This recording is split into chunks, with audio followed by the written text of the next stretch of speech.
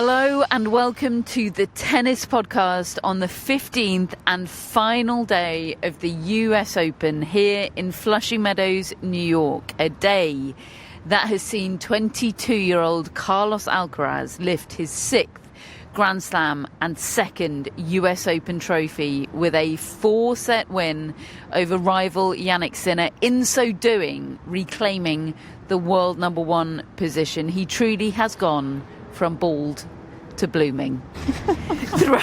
Throughout the course of what he himself has just described in a press conference we have just come from as the best tournament that he has ever played. Before we get any further, thank you to Alex for introducing today's Statastic show. No pressure, Matt. And a very big happy birthday to David Law. Hey! Thank you very much. Yeah. David, my birthday gift to you, or rather maybe your own birthday gift to yourself a while ago, was a correct prediction both ahead of the final and ahead of the tournament. You always felt like this was Carlos Alcaraz's title to win. Was today the performance that you were expecting to see from him? Pretty much, yeah. Except I didn't see the drop-off coming in set 2. I thought it might... I mean, I said 4 sets, but I was really... My sort of gut was telling me 3 sets, because just of how convincing he's looked to me, apart from semi-finals day when the standard Novak Djokovic freak-out occurred... I actually have thought that he would win this title since the first game of the Cincinnati final, when he I think he broke serve in the first game of the Cincinnati final, and I accept that Jannik Sinner, we would discover within a couple of games, was short physically, but there was just something about the convincing nature with which Alcaraz was hitting the ball in the rallies with Sinner that day that looked a bit different to me. It didn't look like he was trying tricks. It didn't look like he was trying variety for variety's sake. It didn't look like he needed to fall back on the variety. It looked to me like he was happy to stand toe-to-toe with him and say, I can handle you. And that's not to say that he would have done against a fully fit Sinner that day, but that just gave me pause for thought. I thought, okay, I said at the time, Alcaraz is going to win one of these next 2 matches that they play at Cincinnati or the US Open, assuming they play both. And at the time, the sort of received wisdom, and I think what all of us thought generally is that, well, Sinner's the better hardcourt player, so that doesn't seem likely, and now he's just beaten him at Wimbledon. And then when he shaved his head, I know it was an accident initially, but the moment he shaved his head and the way he was going about his business in this tournament just looked like a new player to me. It looked like something I've not seen before. Hang on, jokes aside, do you think the mistake with the machine, Alvaro's mistake with the machine, actually was a factor in Alcaraz's victory here? I mean, I don't know what plan A was with the hair. I kind of would love to know what that was. But I genuinely think that it helped focus his mind. Everybody's talking about this hair, and when you look in the mirror and see that hair, how can you not be pumped? It's just so crazily... I'm bald, I'm pumped. It's marine-like. It's I'm ready to go to war. I know it's an exaggeration, but in a tennis sense, I'm ready to go and battle. And I just think he felt businesslike all the way through. You know what he's like? He's a little cuddly bear of a man, isn't he? And he believes this stuff. I'm sure of it. He goes with his gut, and I'm sure when he saw himself in the mirror, he thought, I'm ready to go every day. Bit of a blow for the hard-hitting tennis analysis that Matt has inevitably prepared for this podcast. Too, but no, I mean that's that we're going with. I don't know. I was cooking up a sort of Carlos Alcaraz's tennis, the art, and Alvaro, the artist line. Oh, okay. We're all on the same page. Yeah. I have thought it all the way through the tournament, and there's just been little flickers with Sinner where I've been not entirely convinced in the way that I was at Wimbledon. It is gut at the time. I mean, look, and your gut can be wrong. I've got loads of things wrong, as we know. But when we got to the eve of Wimbledon final, I think we were all thinking Sinner just looks the more convincing. And also I do believe in this thing of who won the last one, what's the other guy going to do about it? And I mean, these guys, we'll get onto the press conferences, but they have put that into words in a more explicit way than I ever thought I would hear. But it makes total sense to me when you've got two players that are at the stratospheric levels these two are, who have separated themselves from the rest. And I'm not going to include Novak Djokovic in that because he's 38. He deserves a pass from that. The rest of them, by comparison, are duffers.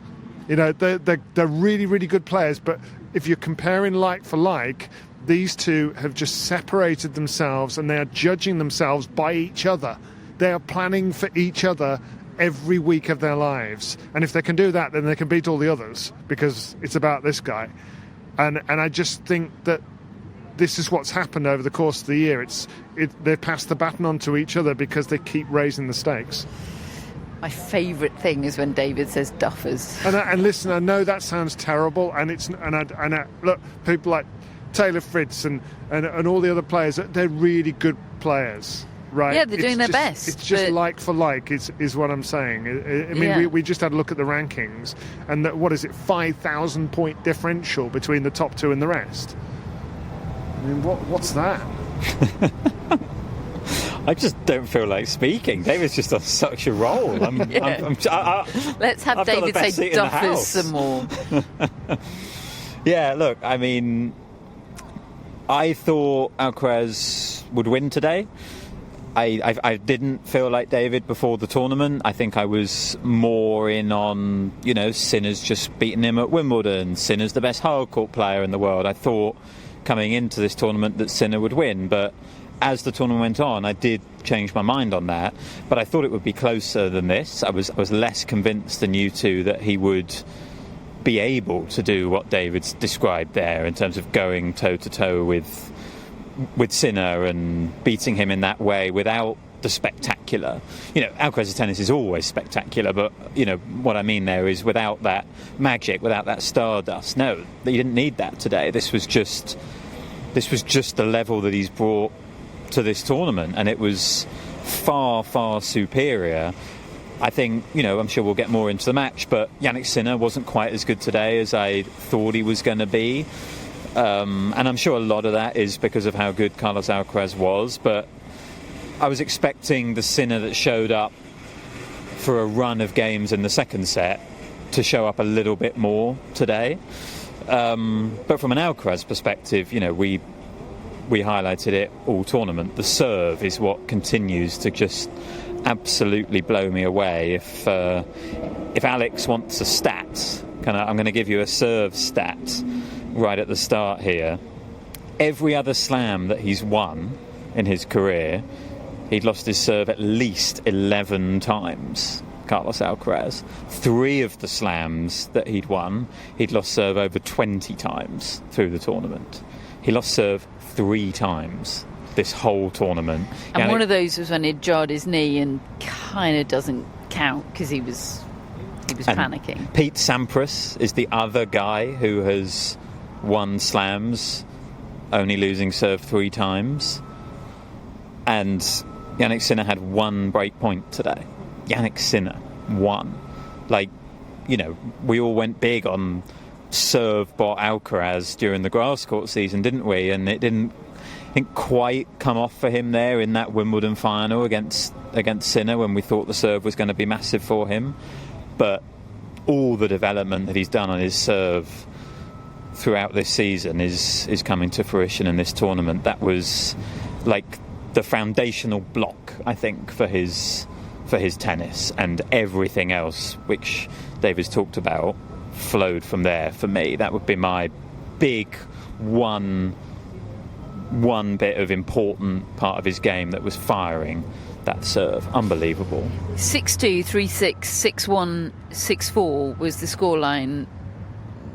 4-set matches can feel so different, can't they? They can feel uber competitive and uber close and totally in the balance at various different stages of the match. How much in the balance did this match really feel? I know this is easy to say in hindsight, but my feeling was that even when Jannik Sinner had won that second set, Alcaraz felt fully in charge. Like, there wasn't ever a moment where I didn't think Alcaraz was going to win this. I know that's easy to say in hindsight, but that was my read on the match. How do you feel about that?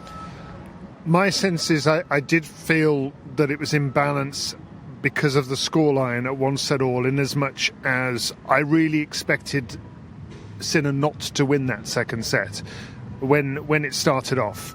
The manner in which he'd manhandle Sinner in the first set, 6-2, and he'd done it by saying, come on, toe-to-toe, let's play Jannik Sinner tennis, shall we? That wasn't a misleading scoreline. 6-2 No. was, if anything, flattering to Jannik Sinner. Like, he dismantled him in that first set. And that wasn't startling. just about the serve. That was, let's go toe-to-toe and see who comes out on top. I'm ready to do it.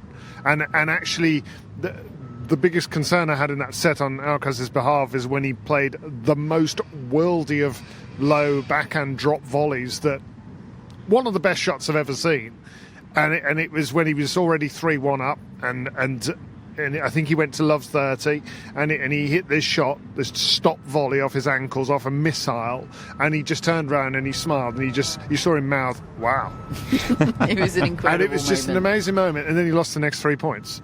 And he lost the game. He was only 3-2 up. And then he held for 4-2, and I thought, OK, he's fine. And then he went toe-to-toe again, and he won the next 2 games. It was an amazing spell of tennis. Probably the best tennis that I've seen over the course of an entire set from Carlos Alcaraz. The tiebreak at the French Open will always be the moment that I think we look at and think that, OK, we're now playing a different sport altogether. But that is a 10-point tiebreak. This was a set of 6-2.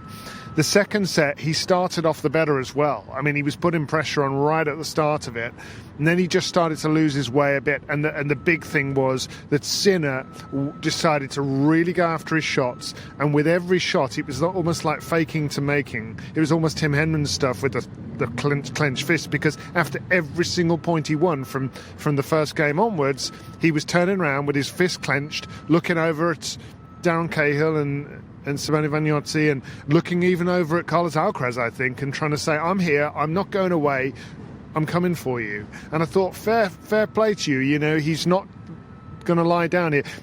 It was almost like the first set, Carlos Alcaraz did a Jannik Sinner impersonation, and in the second set, Jannik Sinner did a Carlos Alcaraz impersonation, because he even did finger celebrations to the ear. It was like he was trying to get something else out of him, some adrenaline whipped up.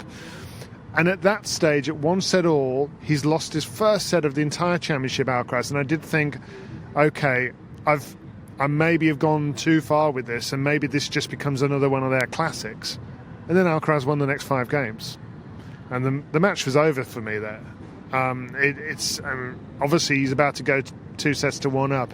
But it just felt like Sinner was almost having to do the pulling rabbits out of hat stuff that his opponent does, because the base game that normally dominates wasn't quite there. Yeah, I agree with that. I did feel at 1-all like this was in the balance, but those 5 games that David references went by in a flash. Alcaraz went up 5-love in that third set, and at that point it felt like he had such authority on the match, Alcaraz. It was a strange match, because I think if you look back on it, if you watch a highlights package, it will look phenomenal. Like there were some absolutely stunning moments, particularly from Alcaraz. Sinner had a couple himself, but what I think makes a great match is that those shots need to happen when there's jeopardy in the scoreline. You know, that was what was so incredible about that French Open final. As the match got tighter, the shots got better. You know, the tennis scoring system provides the framework for the drama of the match. It's like you always say, if it's 1:00 in the morning, the tennis is going to be great. Right, because it's deep in a fifth set and all that kind of thing. Whereas what I think was slightly lacking from this match as a spectacle was that as soon as someone went ahead in a set, there was no break back. You know, like the first break in each set ended up being the decisive break. And Alcaraz broke multiple times in some of the sets and raced ahead. But it kind of like there were these great moments in terms of tennis, but there weren't very many what felt like pivotal games and pivotal just moments in the match. I don't know, it left me wanting a little bit more in that sense. But I think that's just because Alcaraz was too good. Like, this trilogy of Grand Slam finals they've played now, Sinner was too good at Wimbledon. The French Open, they were both unbelievable. And today, Alcaraz was too good. And that's kind of how we ended up with this 4-set win. Like, I really enjoyed the highs of it, but as a sort of guy who wanted a really competitive, let's see them both pushing each other to greater and greater heights, I just felt like we didn't quite get that one from this match. But that's fine. It was still better than a lot of other Grand Slam finals, and still, like, the electricity and the level they were bringing was just so different to anything else in the men's draw that we'd seen all tournament. It still stood out to me. Yeah, it looked like a different sport to anything else we'd seen in the men's tournament thus far. They're playing a different sport, these two, and yet this absolutely wasn't a classic. I agree with you. I think if you're catching up with this and you watch the highlights, I think they will probably be quite misleading in terms of how it actually felt to be there. And look, there are a lot of reasons why today was a bit weird, and we'll come on to those. But just in terms of the match, I was kind of struggling to make cohesive sense of it all, beyond the point of, well, Alcaraz is just playing unbelievably. Yeah. But the press conferences that we've just been to, Carlos Alcaraz, Jannik Sinner and Juan Carlos Ferrero, David, who came in to kind of help fill the time while we were waiting for Carlos Alcaraz. Thank you, Juan Carlos. They have really helped me make sense of this match. They were some incredibly illuminating press conferences. Well, Juan Carlos Ferrero said, in a question I asked him about what they did after Wimbledon, because I was pretty shook by that Wimbledon final. I was taken by how comprehensive that win was. I know it's 4 sets and Alcaraz won the first, but he was 4-2 down in that first set in that Wimbledon final, and he kind of reeled off 4 games of genius in order to win that set, but he was never convincing. He was never his best self, and I thought Sinner was awesome and just dissected him, really. And I did wonder after that, now what does Alcaraz do? What does Juan Carlos Ferrero do? Where'd you go from here? You shared these 2 Grand Slam finals, but the one you won, you've kind of pulled out of a hat because you were going to lose that one as well. And the one you've lost, you've got pretty comprehensively beaten. And now you're going to play on Jannik Sinner's favourite surface, and he's clearly the favourite. So what did they do? Well, Juan Carlos Ferrero said, we went straight out there, and because I thought they just had a holiday, but no, he said we spent 15 days planning for the next time we played against Jannik Sinner, working on things, looking at his game, working on things specifically for this one player. And look, I'm sure by doing that you prepare yourself for everybody else, because Sinner's so much better than all of them. So if it's going to work against Sinner, it'll work against the rest of them. And I think that is so interesting. I don't think I've heard probably aside from Federer, Djokovic, Nadal, maybe, players talk about a specific opponent. Alfie usually Hewitt and Takito Oda. Yeah, talking about, that is what it made me think of. That's the only other example I can think of off the top of my head. Yeah. I'm sure Chrissy Everton, Martina Navratilova were like this. That's the sort of those are the sort of rivalries we're talking about now. And it is kind of damning for the rest of men's tennis, isn't it? Yeah, that, I'm just going to train for this guy. Those duffers. Yeah, the duffers. Look, everybody wants to give due respect, other than me, but everybody wants to give due respect to the rest of the field. And Alcaraz was asked a question in the press conference about, how different it is playing Sinner to playing everybody else. And he could feel himself about to maybe say something that might be construed as disrespectful to them, and he pulled himself back. And he really didn't want to do that. And look, the rest of the field don't deserve that in that. But look, we also can't paper over the cracks of the fact that these two are way, way better than all the others. Let's not pretend that's not the case. So Ferrer's laid this out, and I then did try to say, can you tell us what you decided were the things that you needed? And he said, no, I'm not going to tell you that. Simone might be watching, he said. And look, I completely understand that. And then Carlos himself came in, and I tried to put the same question to him. And I said, when did you first start to think about Jannik and how you're going to figure this out? Because Juan Carlos had explained to us that you went straight out to work on it. And he said, as soon as the match was over. As soon as the match was over, I was already thinking about what I need to do. I had a holiday first for a week, but then I got to work. And I just thought, isn't this great? We're finding this out. But what Jannik Sinner told us was even more shocking. Right, because it sounds like he is right now, or was in that press conference, exactly where Carlos Alcaraz has just described to us that he was after the Wimbledon final. It was... His press conference was extraordinary, Jannik Sinner. It really was, because he was asked quite a generic question about the future of the rivalry with Carlos Alcaraz. Yeah. And he went in on softball question, Jannik. Here you go. And I think I may have looked down at my phone or something, thinking, this answer won't be all that interesting. But no, he just went into great detail about his own game, describing it as predictable, and talking about the fact that he needs to be more unpredictable as a player. He said he needs that against Carlos. He needs to be prepared to lose to become a better player. He wants to try stuff out.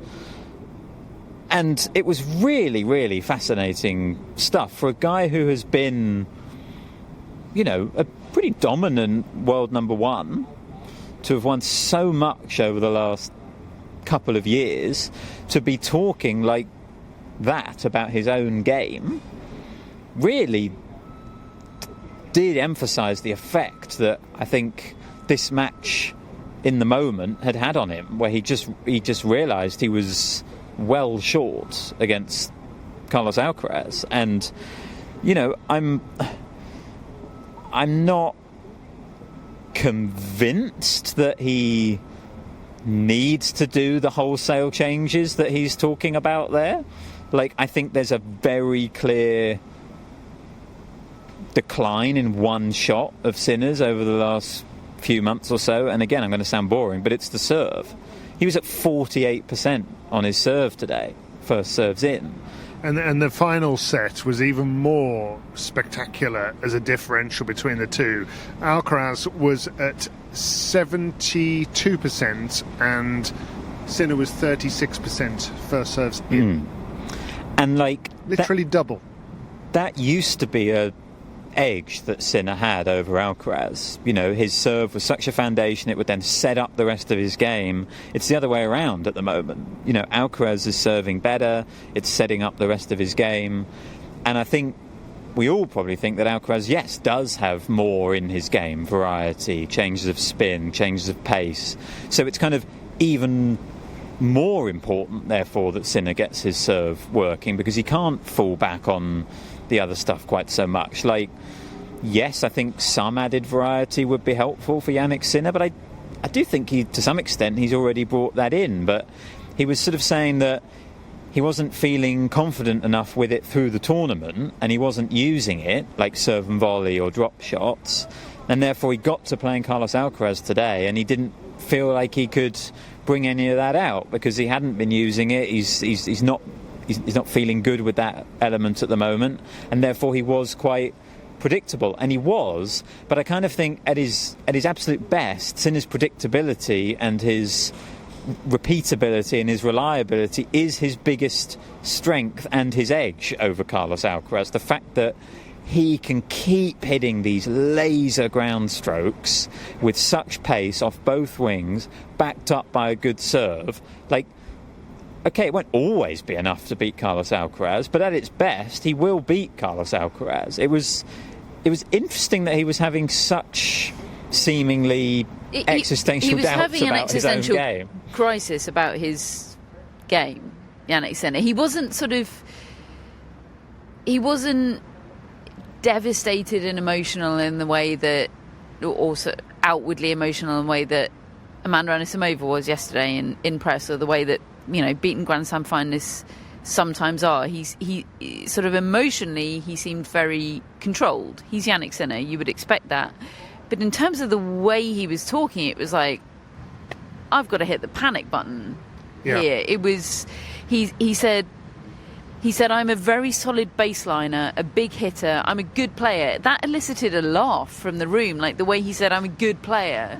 Kind of in a sort of slightly ironic, like, I'm good, but I'm not good enough. And everyone was like, mate. It was almost like he was... You're Jannik Sinner. It was almost like he was jealous of Carlos today. Yeah. And he wanted to be like him. And I do think that was his version of a real emotional reaction to today, and a sort of looking at himself as if, I'm rubbish, I'm nowhere near as good as him, you know, look at all the stuff he can do, I can't do that, I want to be able to do that. I do think it's straight after the match. We've always got to factor that in. And I do think he's fundamentally wrong, because I don't think if he's serious, I think he's going to be disappointed, because he's not going to be able to turn himself into Carlos Alcaraz. Not the way Alcaraz has kind of been able to turn himself into Jannik Sinner today. It's easier for somebody with that array of skills, if you can get the right mental approach, to lock down and do one thing a lot better, serve and be more solid from the baseline, than it is for a player who's a great baseliner, well, the best baseliner as a standard baseliner like Jannik Sinner is, to suddenly expect him to be able to do all the stuff that Alcaraz can, or to have that degree of variety. Maybe that's not what he's seeking. Maybe it is more incremental than that, really. And I think the incremental changes would make sense, to be a little less predictable. And I already think he's added those things to his game over the last couple of years. But come on, Jannik. You know, I know this head-to-head looks like Sinner has a problem with Alcaraz, but it really doesn't feel like that. One of them was a retirement. Another one, you had 3 championship points. He often looks like he hurries Alcaraz to me and causes Alcaraz trouble. I loved the line, I'm prepared to lose some matches in order to become better at sort of this variety. I kind of want to see that happen, because I think it would be just a fascinating experiment, but I don't think it's necessary. I think you just need to get your game going again, sort your serve out, make sure you're fresh and fit and ready to go. You're going to lose some of these against this guy, sure, but come on, you're right there. Yeah, he had a line towards the end of the press conference saying, secret is patience. And I think that was just a little way of saying it's not going to be a big change quickly. He had a funny quip about that, saying he's not going to be a lefty in Beijing, which was very amusing. But I think what he was getting at there is, yes, he is going to make some changes, but they might not be changes that you can really tell he's made unless you've got a very keen eye.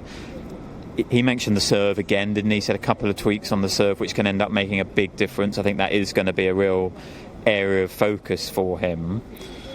But it really was fascinating. There's back-to-back press conferences illustrating the various ways to which the other has lived in the other's head. I've never seen Sinner like that before. Really interesting. Never. Is this a new level that we can reasonably expect from Carlos Alcaraz from now on, in terms of this consistency? The way he answered that question about it was put directly to him, is this the best you've ever played? And there was no pause and well, it was yes. Unequivocally yes. He was busting to tell everybody, yeah, this is the best I've ever played in a tournament consistently, and I'm really frigging proud of myself for that. Is it reasonable to expect this from now on from Carlos Alcaraz at Grand Slam level, or was the way he played this tournament for you specific to the circumstances, or more specific to the circumstances?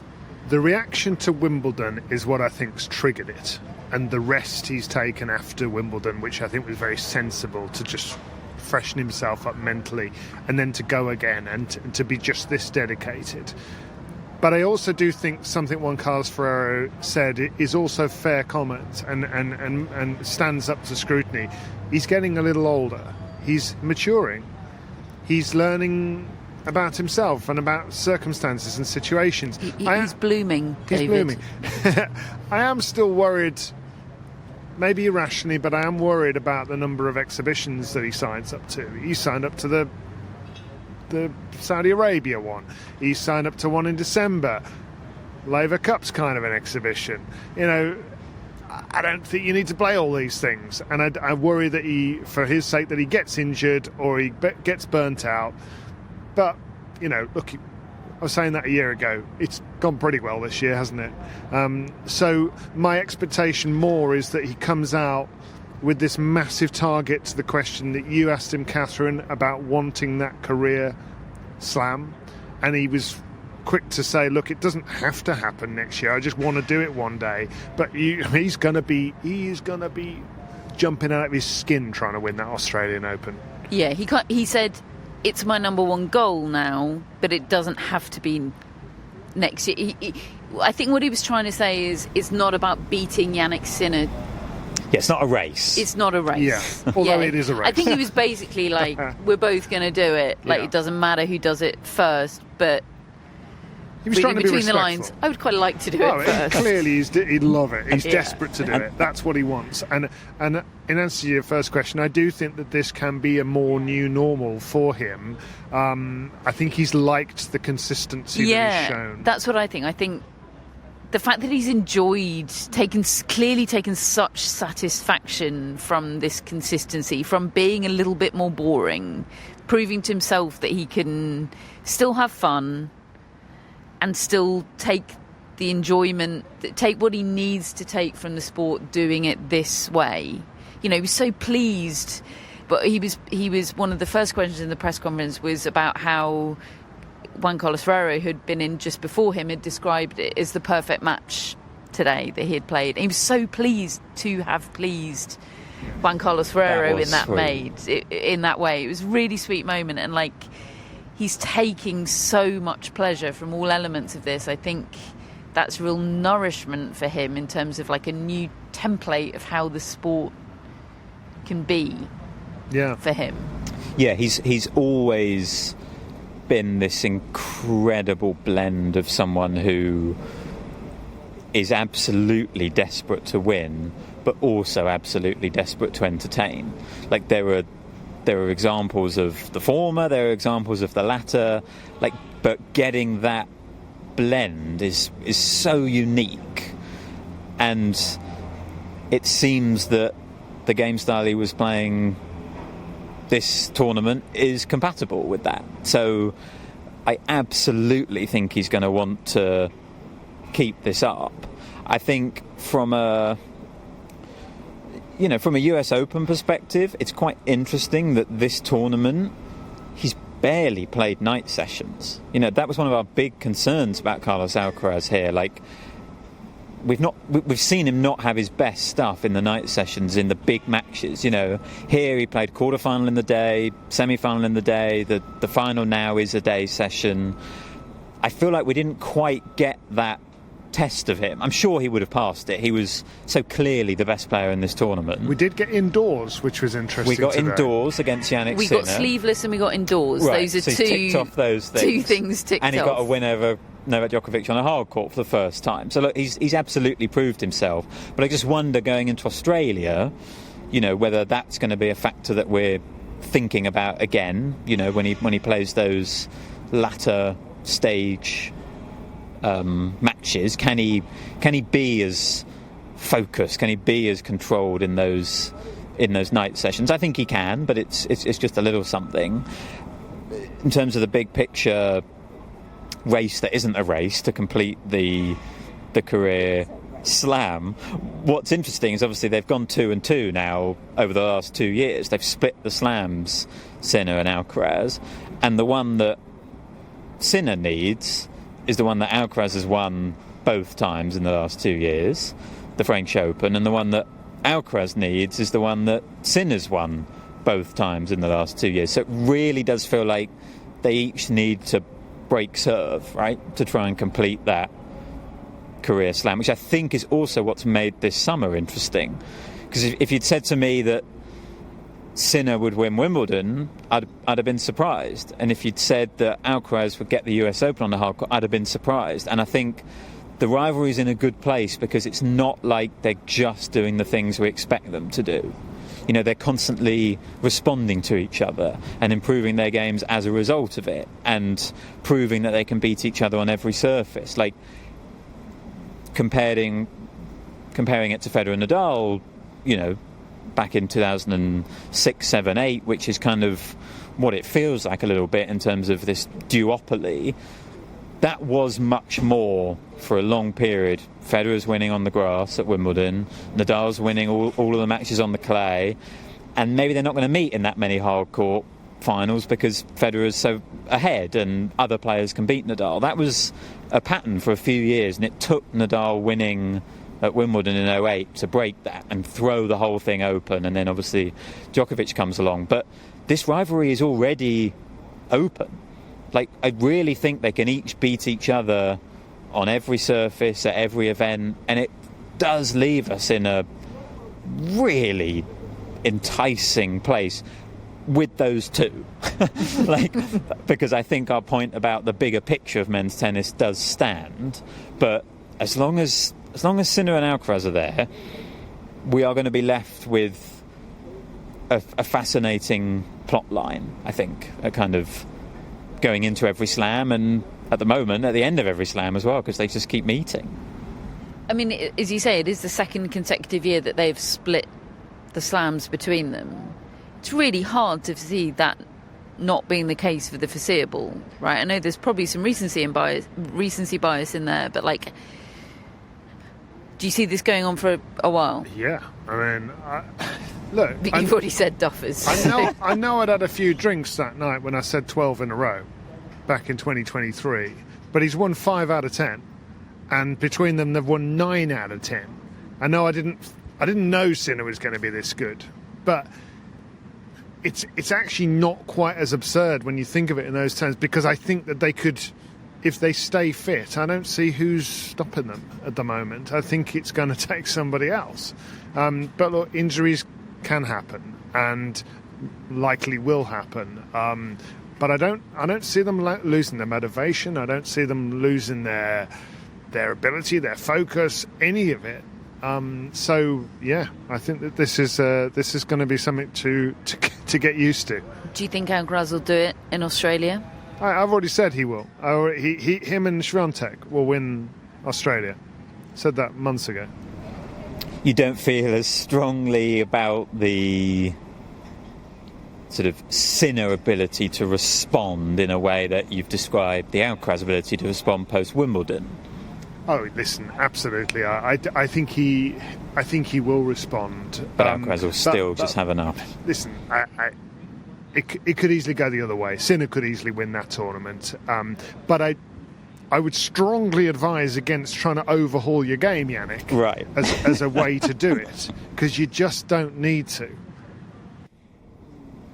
Yeah, double down on making plan A even better. There's nothing wrong with being a baseliner, Jannik. He sort of spat it out in the press conference, didn't he? Like, I'm a really good baseliner, as if, like, you know, the way people spit out the word, the way the Laver Cup spits out exhibit. We're not an exhibition.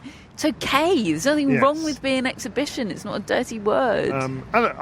Again, I haven't even had any beers, and I'm a bit high on Alcaraz, so that can account for some of what I might be saying.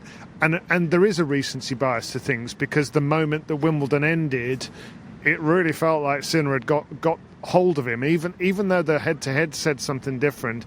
It was only when I saw Alcaraz again the next time, even in that just first game of Cincinnati, and I thought, okay, I just feel like I'm looking at something different here.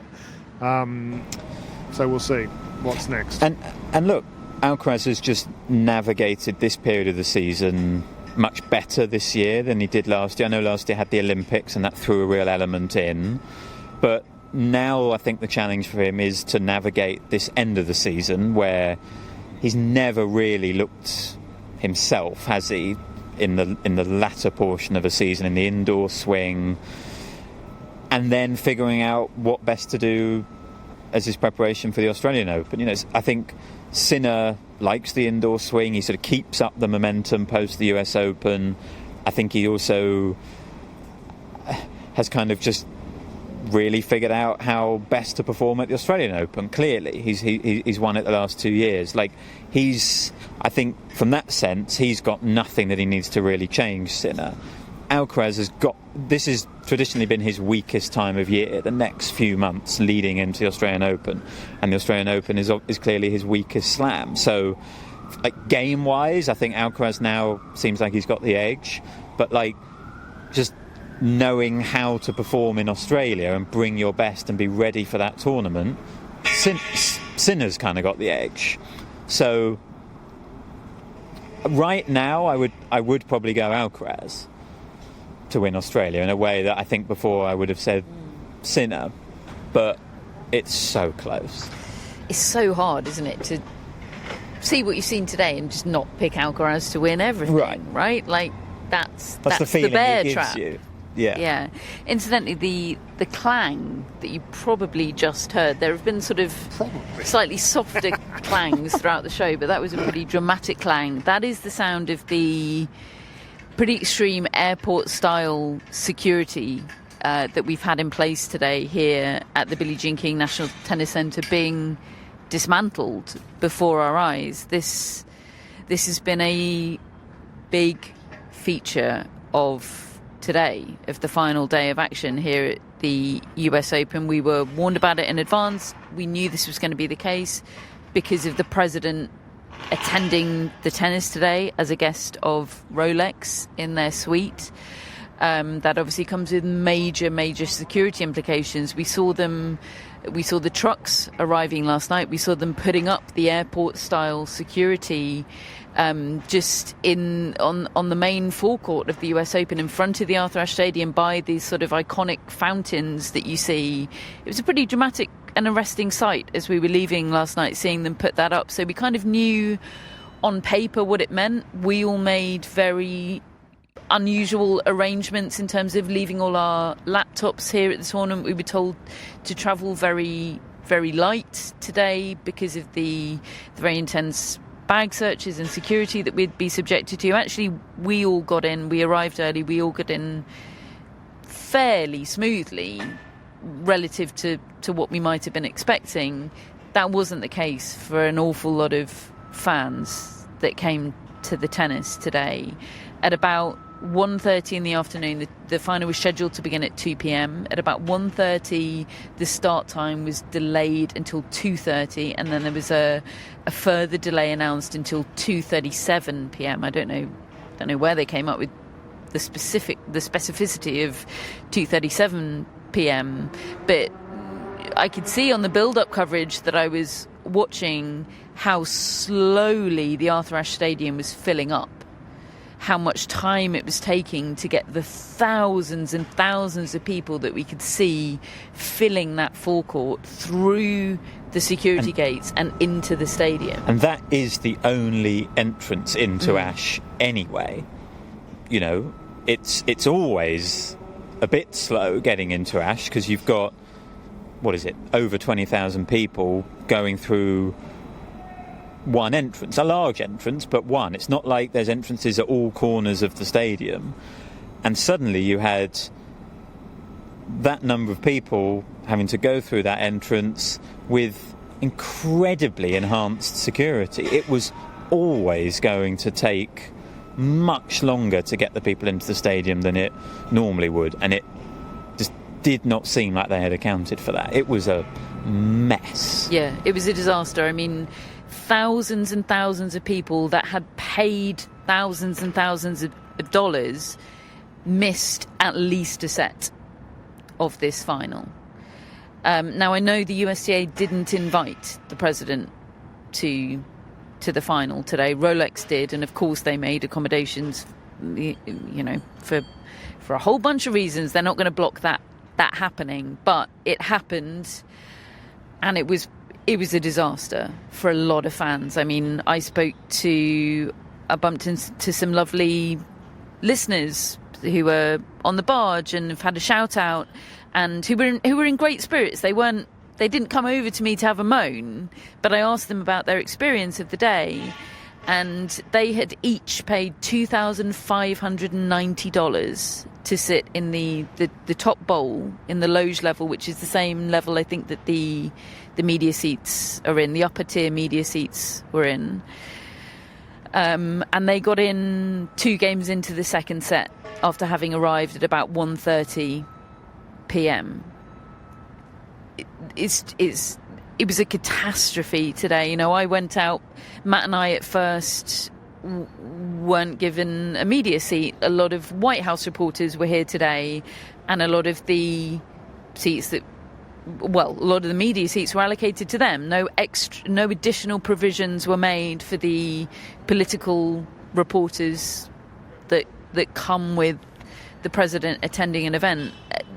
The USTA communications team did eventually come through for us and give us a pass, but at first we didn't have one. So I went out and got a flavour of what was going on out here during the opening set here in the concourse, and it was pandemonium. It was a disaster. It was chanting, it was unrest, it was grim. And look, I know not everybody will feel the same about the president having been there today, but David, you were in the stadium when he was first presented to the crowd, albeit a half-empty stadium because half the crowd were out here in the concourse. As planned, as we reported yesterday, he was shown during the national anthem, and you got a flavour of what the reaction was. Yeah, I just stepped out the commentary box to try to see with my own eyes and listen with my own ears, because I didn't really know what the TV company was going to do, the production arm of the tournament here, whether they were going to, I don't know, maybe mute the crowd a little bit or something like that. And so I went out and had a listen, and when he was shown during the national anthem, I mean, like you say, there were a couple of thousand in at that point in a 24,000 seat stadium, and there were boos. There were quite loud boos. Not everybody. Some people, one or two were cheering, but the vast majority were booing that were there. But it wasn't that loud because there just weren't that many people. However, contrary to what was expected, the anticipation was that he would only be shown on screen once during that opening ceremony. But a few games in, at a sit-down, he got shown again for quite some time, picked out, put on the big screen for quite some time when the place was fairly full by then. And it was, I would say, 80% boos. It was loud and it was clear. And it was quite an arresting moment. And listen, I heard that through I don't know what it sounded like on TV, but I was listening on the radio of our BBC 5 Live coverage, and so that was coming through the feed. So I could hear it on there, and I would assume, therefore, people could hear it on TV. But yeah, that was loud, and I'm sure a lot of people were thinking, I've missed a set because of this, so I'm going to boo because of that. But I also think, look, a lot of people let their feelings known from within this city about how they feel about how their country's being run. Yeah, and look, obviously understand not everybody feels the same way, but a lot of people will have felt like that was a significant cloud over today. It was certainly a significant feature of today, however you felt about it. Like, it was undeniable. These two athletes being made to wait before I mean, it eased as the match went on, but at times in the build-up, it felt you could almost forget that there was a tennis match about to happen. Like, it felt not even secondary, it felt tertiary, it felt like a footnote to the circus. Oh, absolutely. It was all so distracting. I think it's a massive embarrassment for the tournament. having to move the start time of the final at extremely late notice. My heart was breaking for those fans stuck outside. You know, like, you might get one chance to come to a Grand Slam final. You know, like, I think we can probably be guilty of taking going to tennis for granted, but we hear a lot of stories of people who are here for the one time and something they've been desperately looking forward to and they've spent a lot of money on, and the experience was ruined. Like, I know that, I'm sure Alcaraz and Sinner, when they got in their seats, like, they would have made up for it to some extent, but not fully. Like, there was a lot of people there who had their day torpedoed by that, and yeah, it was pretty grim, actually. I personally, I found it really hard to get into the match until, you know, about an hour in, and when things had settled down and you could tell that the stadium was filling up, it was a really tough scene. Yeah, honestly, it was a tough day for a lot of people with a few saving graces. Obviously, Carlos Alcaraz and Jannik Sinner being a biggie. The fact that the trophy that was placed in front of Donald Trump turned out to be a fake, a sort of shiny toy for him to have at his disposal. That was also a great moment. And, of course, the final, most important saving grace was the moment we found out that Bruce was here. We were on the subway on the way in. Guessed Bruce Springsteen. I still don't think people are getting... No one gets it enough. How iconic it was. Make them get it, Matt. Well, I went to a couple of Bruce's shows this year, and he started those shows by saying America is in the hands of a corrupt, incompetent, treasonous administration. And then he carries on throughout the entire show slamming that administration and curating a set list on the Land of Hope and Dreams tour. And then he's there in the stadium when Trump's there. Like, it was just remarkable. Like, he just couldn't let Trump have the stage, you know, and you know that Trump was raging when Bruce got shown on the big screen. There were cheers. Courtney Cox came over, of course, having been in the Dancing in the Dark video. Like, my guy, he just showed up. Not when Amanda Anisimova was playing. He was, but nearly. He was unavailable. He was unavailable. Yeah. Oh. He's the boss. He is the boss. Yeah, incredible. Shaggy also there. Shaggy and Sting, the duo that nobody knew they needed. Yeah, well done, Bruce. Big moment. That is it for part one. Join us in part two when we look ahead a little bit. Just before we do that, though, we want to take a moment to, look a bit more ahead, quite frankly, to next year. For anybody thinking of taking a big tennis trip in 2026, because there is nobody better to organise a tennis-themed trip of a lifetime for you than, of course, Steve Fergal's International Tennis Tours, who've been a long-time partner and supporter of our show. They can provide packages to all of the world's biggest tennis events, including the one we're at right now. Truly the biggest, boldest, loudest and most energetic event on the tennis calendar. If you fancy a trip to New York City to watch the tennis, then Steve Fergal's can offer a choice of hotel accommodations, transportation to and from the Billie Jean King National Tennis Centre. You could find yourselves on a bus with us. You could. We're always our best selves on the bus. Yeah. Promise. You get hospitality at the Overlook. I've walked past that a few times. Everyone looks like they're having lovely honey juices. Plus a choice of seating from suites to courtside. There really are no bad options. If that sounds good and you want to check out what Steve Fergal's have to offer, just head to toursfortennis.com/podcast to find out more and book your trip. Welcome back to part two of this final tennis podcast from the US Open 2025. Let's talk about what we have coming up, folks. David's giving me a look of like more podcasts. I'm like, I've got the bandwidth to remember what it is. If Dave is looking like that, we're all in trouble. Yeah. Shall I tell you how in trouble we all are? We will be back next Monday, the 15th of September. You've got a week, David. Yes, I'm ready. Is that enough? I can do it. Okay. Can't Monday, wait. the 15th of September, live on YouTube. Oh, now we're talking. Nowhere to hide. To launch and look ahead to the Billie Jean King Cup finals, which take place in Shenzhen, China, from Tuesday the 16th to Sunday the 21st of September. You might have heard this week, as reported in the British press, Emma Raducanu has withdrawn from the Great Britain team, but Jasmine Paolini will be part of Team Italy, defending their title. Madison Keys is down to compete for the US. It should be a good field, and it's an event that we love and we enjoy supporting.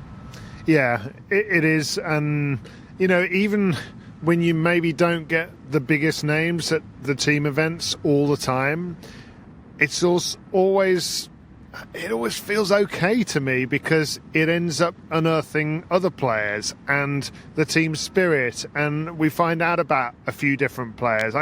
Listen, team competition, playing for your nation, never gets old, really. Even if I feel like it should be on a higher stage and in a better spot in the calendar often, and you should have all the players supporting, and why don't they make more room for it in the calendar and all these things. I wish it was all better than kind of it's treated at times by tennis as a whole, but I still look forward to it. I can't wait to cover it. Yeah. Very well said. So that'll be next Monday, the 15th of September, live on YouTube, 8 p.m. UK time. That is 3 p.m. here in the US, East Coast. I'm trying to get back in the UK groove. I think you've nailed it. 3 p.m. East Coast time, and that means midday West Coast time. I've taken myself down a rabbit hole here. I didn't intend to, but there you go. All over it. That's our next main feed podcast, which will be live on YouTube. Before then, though, to help you with the Grand Slam blues, we have several shows planned for friends of the Tennis Podcast subscribers. In the next few days, we'll be posting our US Open review show featuring voice notes from some of our very favourite contributors. Those are some of our very favourite shows to produce, sort of our opportunity to reflect on these major tournaments in a big picture way that we don't necessarily get to do when we're kind of in pumped reactive mode, which is brilliant and fun too. But there are other ways to look at these Grand Slams, and these review shows give us the chance to do that, also with the benefit of kind of the jumping off point of these voice notes that we get from some incredible people that are very generous with their time and energy. They sure are, and they allow us to think about things that we've not thought of, or think about things in a slightly different way. We always get incredible contributions to these shows, and they make them fun and easy to record, and I think these ones are popular with friends. So that'll be coming this week. We also have our happy hour show, a new edition for 2025.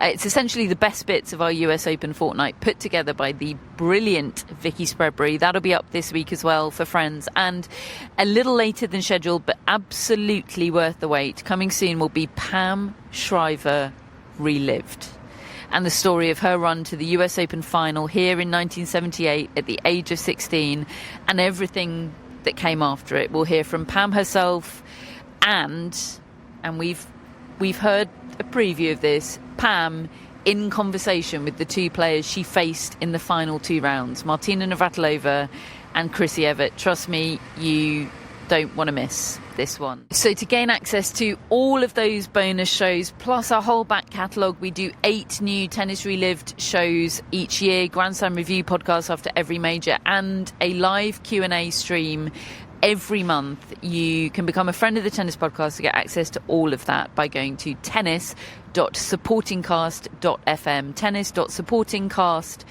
supportingcast.fm. You can also find the link in our show notes. I probably didn't need to spell that out for everybody. But I like it. Better safe than sorry. You can also get a pre-sale window to our live audience shows, access to our incredible writer Hannah Wilkes and her monthly comment and her monthly column, and access to The Barge, our online community message board, a safe, special, heartwarming space for tennis fans to exchange their views about the sport. It's been an incredible thing to see flourish over the last couple of years. So tennis.supportingcast.fm for more, or the link in our show notes. And speaking of tickets to our live audience shows, folks, do you fancy a trip to Wrexham? Of course you do. If you want to see us live, then the final opportunity to do that is in Wrexham, Wales, if that's not obvious. Wrexham, Wales, on Wednesday the 22nd of October. Tickets are now nearly gone. Yeah. Better be quick. They've flown off the shelves thanks to considerable promo. But they are nearly gone. So if you want to come, get in there quick. Friends of the Tennis Podcast, buying a ticket to the show. Also get 50% off tickets to the W100 tennis event being held in Wrexham during the week. And that's a great show put on by Dave Courtine up there in Wrexham. And it's a great thing to support as well. So we'll pop the link to that in our show notes, which brings us to our incredible mascots, Phoebe, Maisie and Roger. Thank you for your unwavering support through each of our mediocre performances in the predictions this fortnight. None of us have covered ourselves in glory. I think it's been just about respectable, but no one's excelled. To me, my predictions run is a bit like my golf game. It doesn't matter what happened on the first 17 holes, as long as on the 18th I hit one good shot that I remember. And that's kind of what's happened in the last 24 hours. Understood. I hope to soon feel that way about my own golf game. Hello and thank you to our top folks and executive producers, Greg, Chris and Jeff. We had another lovely visit from Chris today. Oh, how lovely. We did. He's a lovely man with a lot of very interesting insight as well. Thank you, Greg, Chris and Jeff. Thank you to The Athletic. We're, of course, part of The Athletic Podcast Network, and it is a great pleasure to be so for our first US Open as part of The Athletic family, which leaves us just to thank our incredible team, without whom we really couldn't do what we do. We actually used to do this without them, and I really don't know how. No clue. What on earth were we playing at? So thank you to Hannah, Vicky, Gorana and Jib for truly making this possible and making our mental health possible, I think. Honestly, you are all the most incredible team, and we're so lucky to get to work with you at all sorts of hours of the day and all sorts of different time zones. Yeah, thanks to them, we're a real 24-hour operation. We can actually go to sleep and stuff is still happening.